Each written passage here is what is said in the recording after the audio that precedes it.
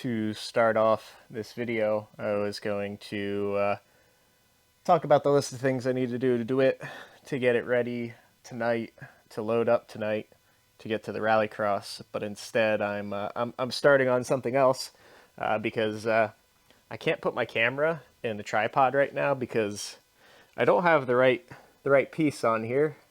I'm gonna trim this one down and then buy the right one later. I don't have time for that right now, so let's do that. Oh yeah, aluminum conducts heat really well. All right, let's go over what should be hopefully quick list of what we need to do on Dewit. All right, item 1, we need to install sketchy 3D printed spring spacer. Currently Dewit sits about an inch lower on the passenger side than on the driver's side, and I assume this is something to do with the weird stock suspension from when it ran circle track. I never really measured it before I started screwing around with the suspension. Probably not my best decision, if I'm honest. I just kind of started modifying things and never took any measurements of initials because why would I? That 3D printed spacer is this. It is a 1-inch 3D printed spacer out of TPU. It is 80% infill, has a little bit of a groove just to hold the coil spring in place till I get the tie down in place, and it's essentially a solid chunk of TPU. I think it should be good. We're gonna find out, and that's gonna involve getting rid of the sketchier 1/2-inch spacer I have in place, and I'll get a close-up on that. You'll see why I'm going with the sketchy 3D printed one over what's in there. Second item, we need to rejet the carb back to 64. I ran the last Susquehanna event with 62 jets in the carburetor, and that made a world of difference. It ran better, seemed happier on the lean side, but it was pretty good. I took the truck for a short drive, and I can probably show you the footage.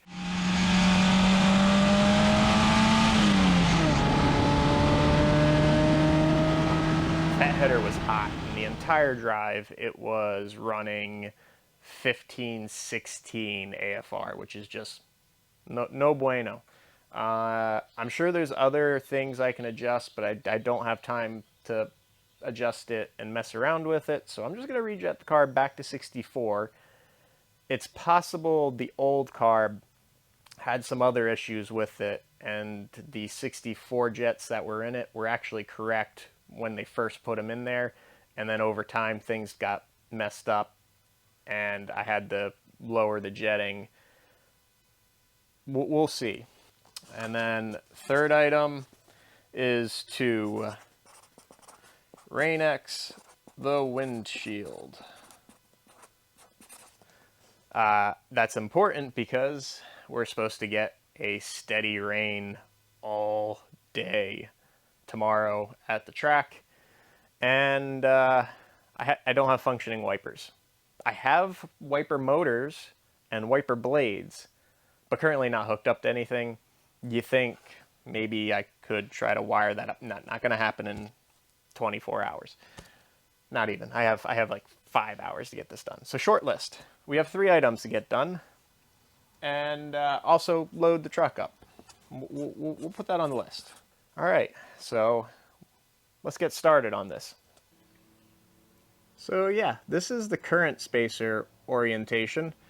Currently have 2 1/4-inch plates that are roughly covering about half of the spring on the back side here.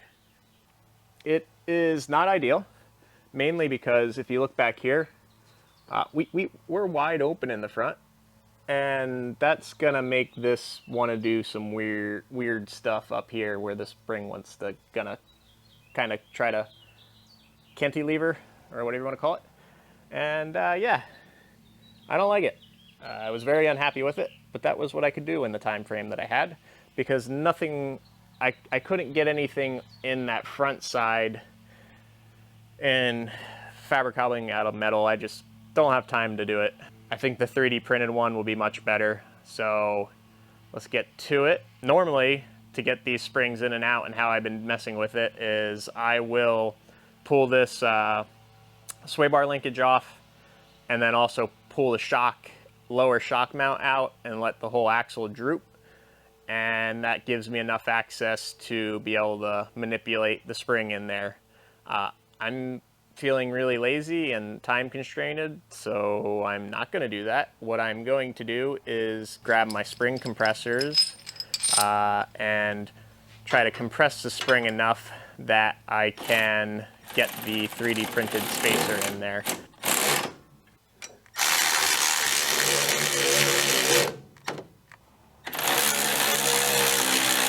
Remember, do not run it down this much in one time. You should do it in smaller spurts. It's much safer that way.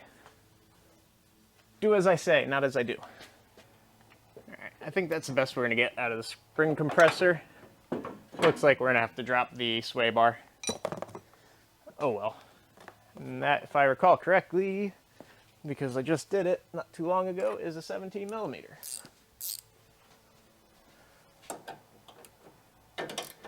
Ooh, you were very loose.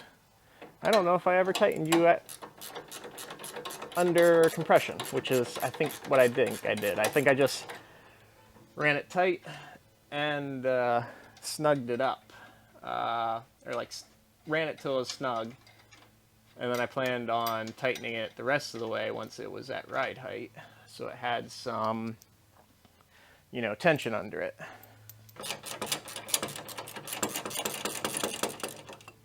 I don't think that bought me anything.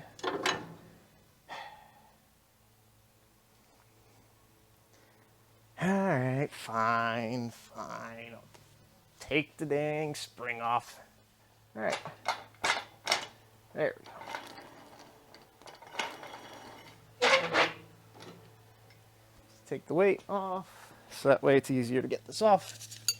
Not that I've done this 100 times. But I may have done this about 100 times. Hence why I didn't want to do it. All right. Let's see if we can get that spacer under it now. This may be a frustrating task. All right. See if we can get a little more on these spring compressors. Trade the electric ratchet for a regular ratchet.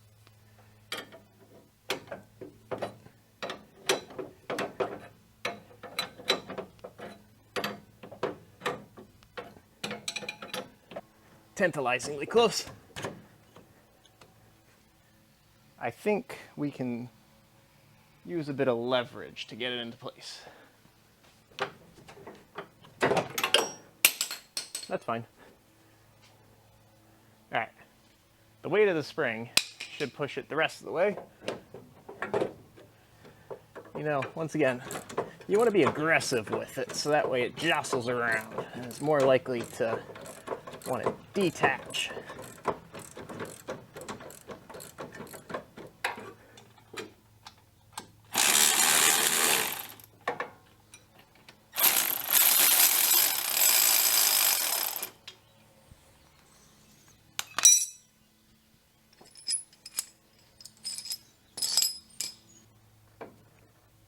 Alright, spring the... Oh yeah. Side effect of doing this.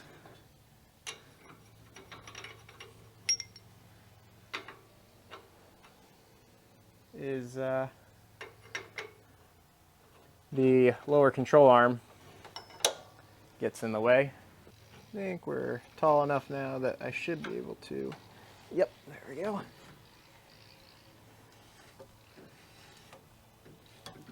Now we're just bringing this up so that way we can bring the shock in line with the bolt holes, which that looks about right. The spring currently isn't set where I want it to be, as in the coil spring, but I think I'm just going to use the weight of the vehicle to put that in place. There we go. Get the sway bar end links that we unnecessarily took out. Granted, now I did need to take that out to get the spring low enough because I had to take the shock out, but you know, felt unnecessary at the time. And once again, just gonna snug these up. Not gonna tighten it. Just kind of go till like a wiggle of the wrench doesn't move it anymore. That way I know it's kind of just snugged up and I can fully tighten it once it's at ride height. Was I loosening you? I may have been loosening you. Yeah, I was loosening it. That would do it. Usually helps to, you know, tighten it when you want to tighten. Heave.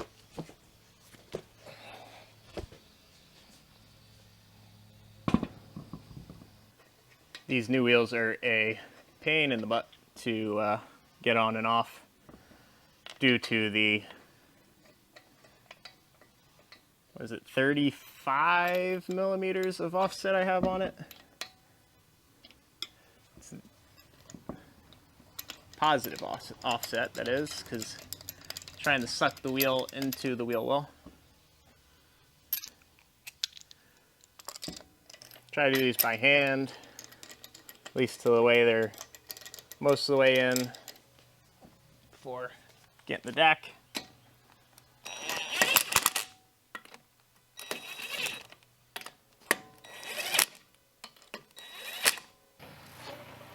I hope this works. I didn't really come up with a plan if this doesn't work. I just assume it's going to work.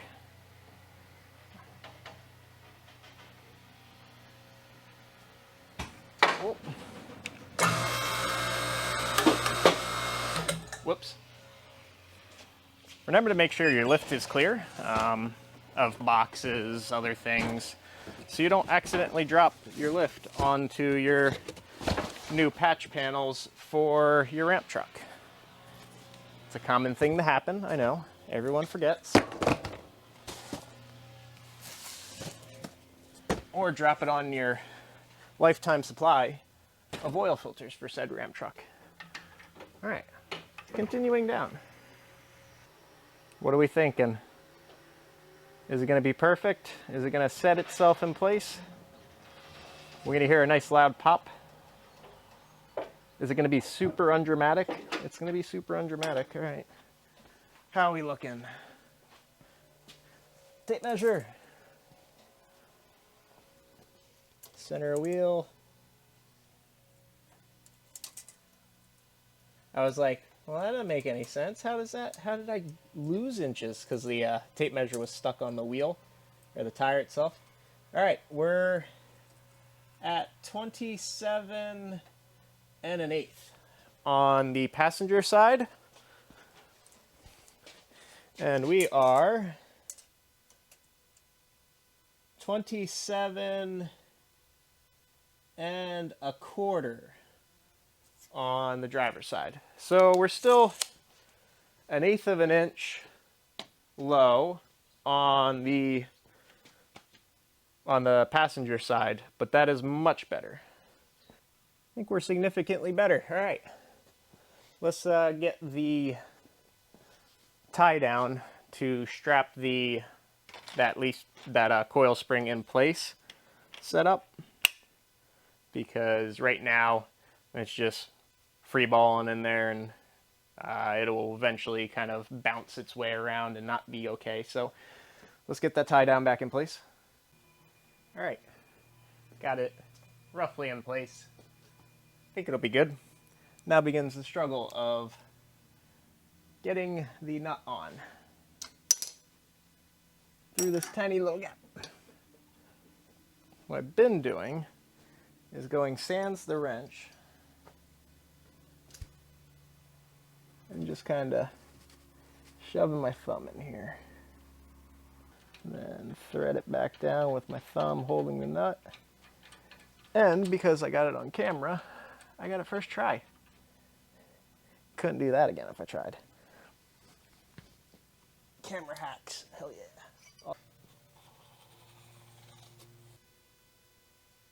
I'm gonna shake well.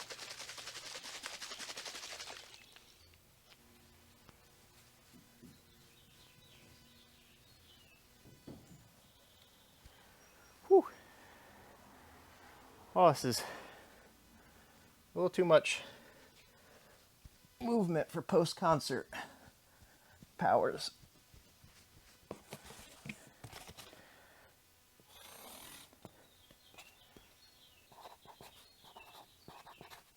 I forgot about that. Let's do that now. Now that it's on the ground. This side's bad. These are nylock nuts anyway, so should be a non-event. All right, that's tight. Next thing is to rejet the carb. This one I left to last, mainly because I don't know if I really want to do it. Don't know, like it ran good last time and it was pretty happy AFR wise, but I think one event with it being too rich is better. It's better that I run an event and it be too rich again than to me get there and it to be not rich enough and I have all kinds of issues because of that. So let's do it.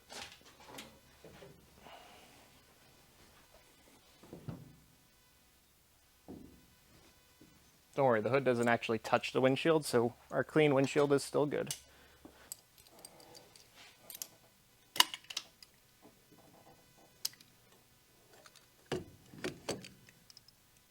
Alrighty, let's get these jets out.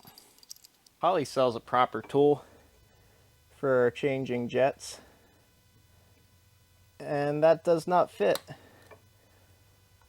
inside here, so stubby flathead screwdriver it is, so that way I don't have to take the carb out of the car to change jets.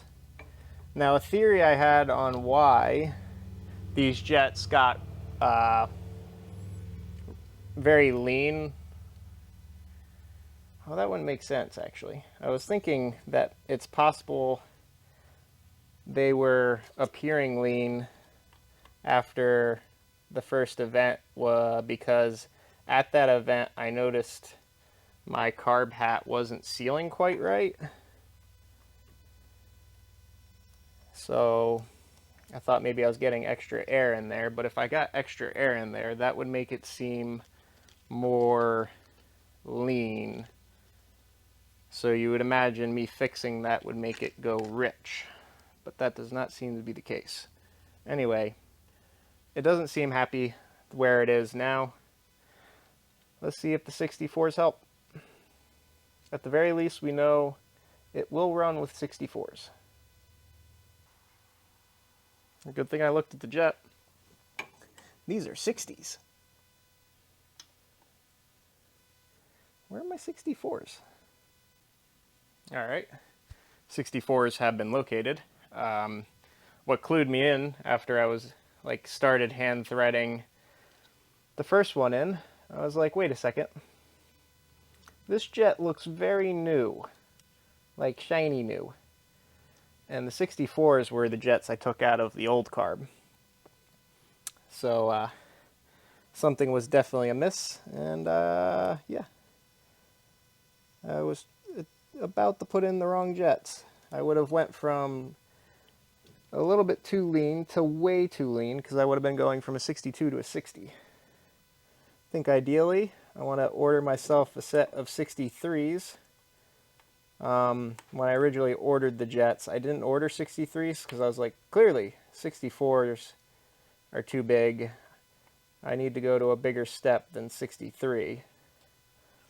So I went 62 to 58. So that's what I have, is 62 to 58. And what I probably want is a 63. I also noticed on these, which I'll have to look up, is there a 64H. Don't know what the H is a designator of. So curious to look that up and see what the H is in 64H.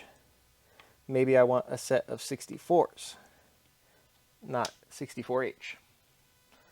We will find out in due time. All right. Throw the bowl back on. We're back in business. That's how simple these things are. You can see why carburetors were so popular in circle track racing and everything for so long. It doesn't take a whole lot of brain power to adjust these. You can figure it out pretty quick. Your average guy can figure it out pretty quick even. And I have a cheat code with an AFR gauge. If everyone had an AFR gauge, it would make this so easy to do. Well, that's gone forever. Important not to over torque these, as I've learned, and why I have a new carb.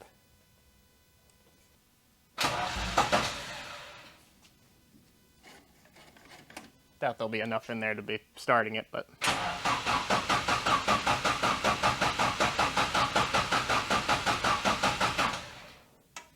should maybe have fuel in the carb now.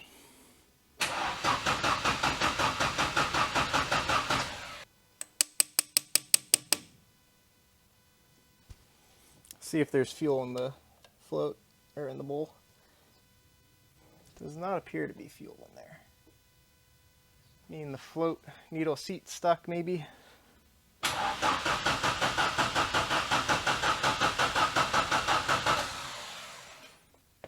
How simple these things are. You may notice that we're pointing at the ramp truck. And last you saw, the truck was starting. We're just gonna load Dewit. The rejetting of the carb has sort of occurred. We'll go over it in a little more detail. But one of the other things I want to talk to as I'm getting into Dewit and getting started is I didn't talk about one of the major upgrades between last event and this one, and that is the new set of 205 Pirelli rally wheels, asymmetric.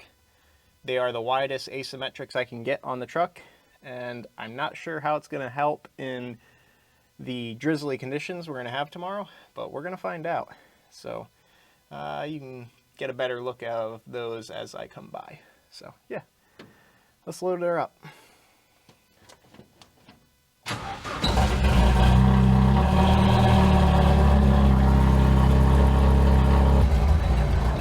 Idle might be a tad high.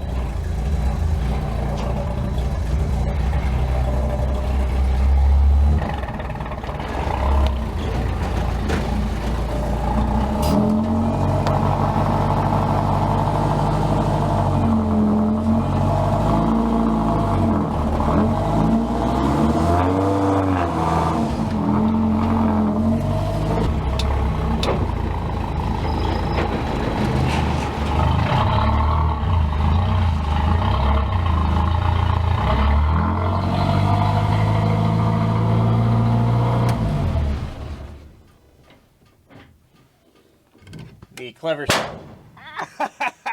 caught me by surprise there. Oh, my ears. Oh, son of a. Oh. I thought we were past this. Oh, my ears. Okay, anyway, what I was saying is my clever workaround of it not wanting to run under partial throttle is to just, speed power. Alright, we're vaguely loaded. Let's finish the job. Alright, so we got Dewit in there, and yeah, the issue with the rejetting of the carb, I put the 64s in it, and it just would not fill the bowls. It did not want to start, like it just didn't even try to start. And the screws for the bowls didn't want to go in right. It just, all of it felt a bit off. The jets look exactly the same as far as I can tell. So I gotta look at getting 63 and a 64 jet for the carb and go from there. But for now, the 62s are back in it, so we're just gonna reseat the jet in the carb, knock that off, and let's go close the door up. And with that, we're all ready to go. Time to get going. Oh, this is gonna go poorly, isn't it?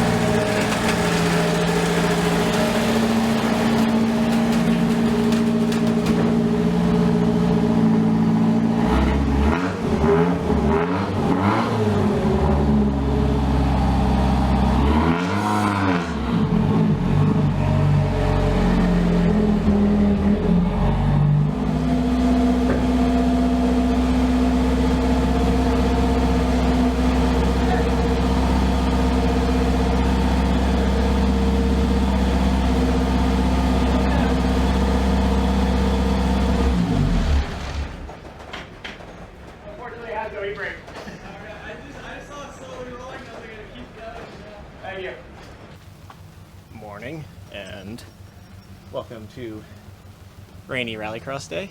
Got set up already, as you can tell, raining, so didn't really get any filming of it because, well, I had to get the awning out so that way we can film this shot. But yeah, torqued the wheels down because I hadn't done that in the garage, which I should have did. Forgot a bunch of stuff like my torque wrench, air pressure gauge, all that stuff. But changed the air pressures and we'll see how it goes.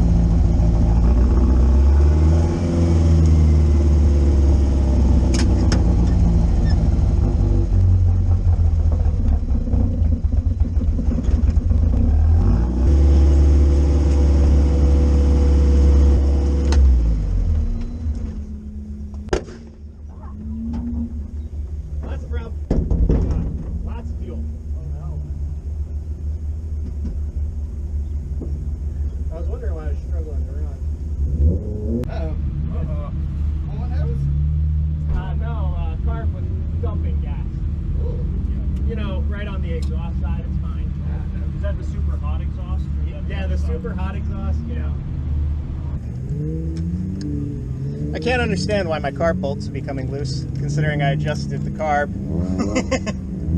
Important not to over torque these, as I've learned. And this isn't exactly the most ideal conditions currently. No. Did you tighten them, is the question. I did, but after I stripped out the first carburetor, I'm a little gun shy. Yeah, I could see that. Pulling all the threads out wouldn't be conducive for the day.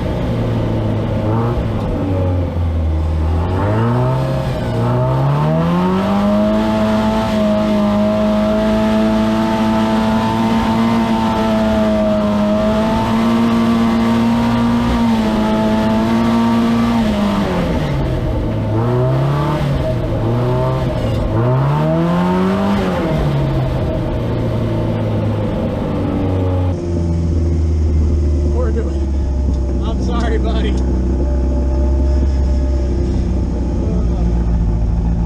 What a shit show. I tried the roll start, but we got a red flag. I tried to time it this time. I'll try it for here. I'll try 6,000 and see if that does it. I also dropped another 3 psi.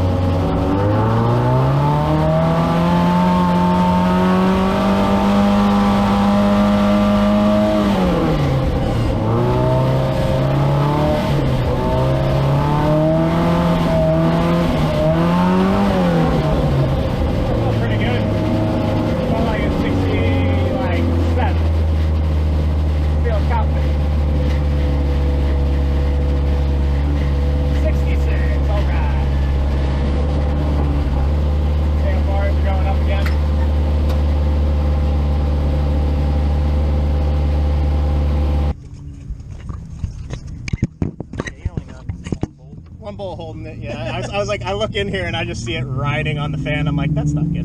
I could hear it when I got off course. Yeah. I was like, something sounds horrible up front. What is it?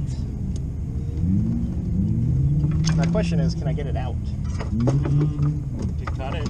That's what I'm thinking. I got razor blade. It's old and it's fucking duct taped together. Oh, don't tell me. Huh? I said it's duct taped together, so you know it's probably pretty easy just to break it. Oh. You don't need that. It's unnecessary. Until it's necessary.